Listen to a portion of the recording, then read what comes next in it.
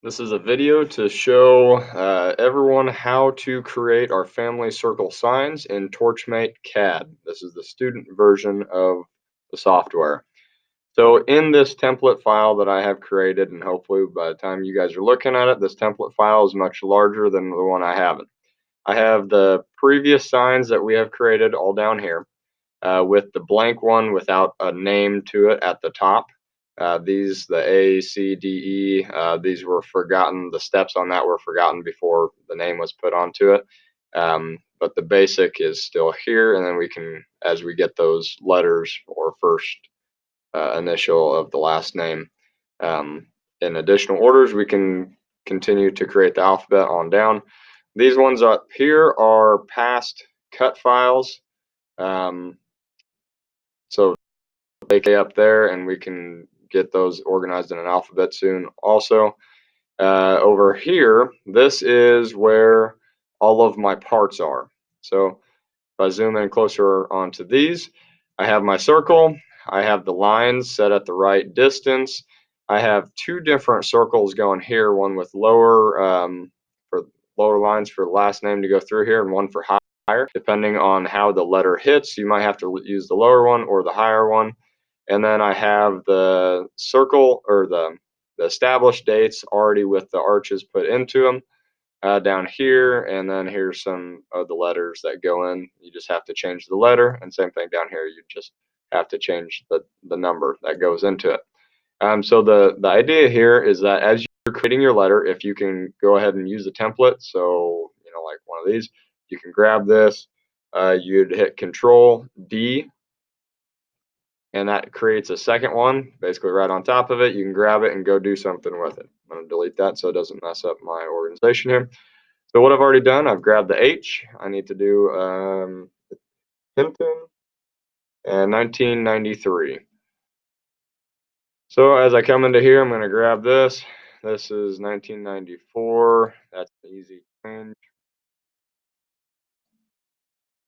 So I need to change it to 1990. Now that's done. As easy as that is, I'm going to bring that in.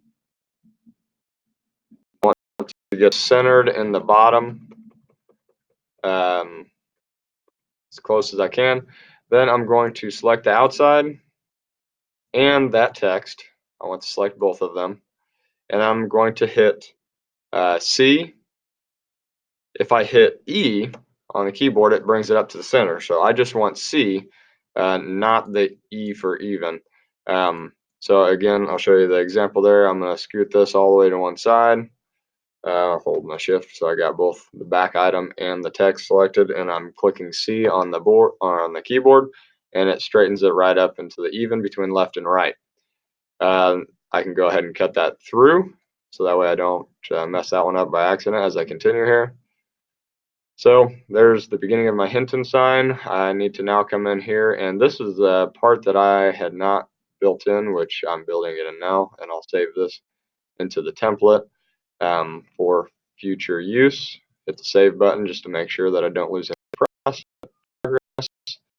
If everything does stand unexpectedly, I'm going to duplicate this next.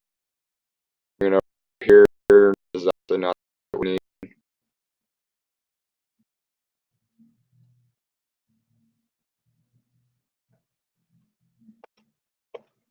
It needs to be in caps. Okay. Now I can take that text, bring it in here, and start working with it. We are fitting this text to the space.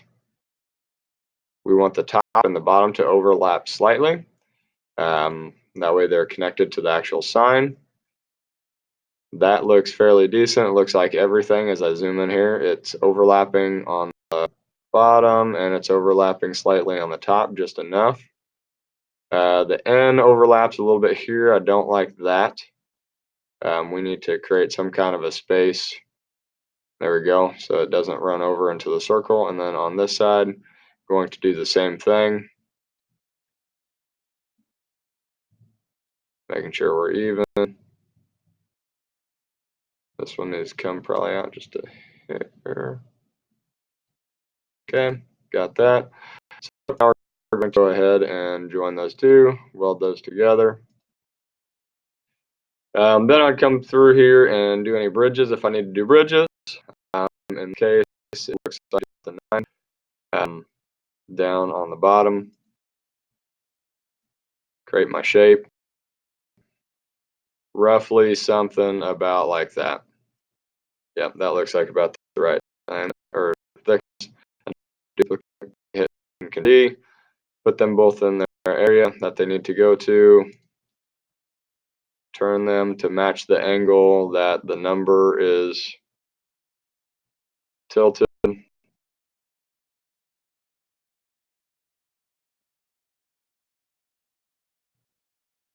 And we're good on that one.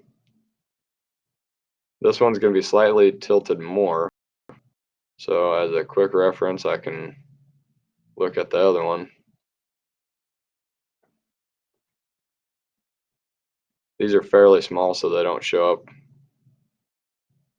as, I guess, the main thing that you're looking at. If you're interested, come on down here. You can double click, get the notes to show up. I like to delete that corner one so it opens up the path a little bit more. That way I know I'm not going to lose something due to the plasma cutter not being a laser, essentially. And there you go. There's the Hinton sign. Now, downside of this one, the H was not done before the hole pattern was done. So unfortunately, I lost that. So it might have been easier for me to get the horn and then copy it over, and just create the H from the start. I'm actually, after this video, I'm going to fix that H. But for keeping the video short, I'll go ahead and hit stop, and this Hinton sign's ready to go, and that gives you guys a rough overview. Before I do the toolpath, I want to, after I do the holes here, create the holes, I'm going to duplicate this. I'm going to throw this one down here in the pile, essentially, and I'm going to replace this once I have the holes again, so that way we have the correct record of it, and then that leaves me another file that I can then pull from later. If I need to cut it out again, it is still there and easy for me to get to, or edit if I need to edit it and change it slightly. All right, happy designing.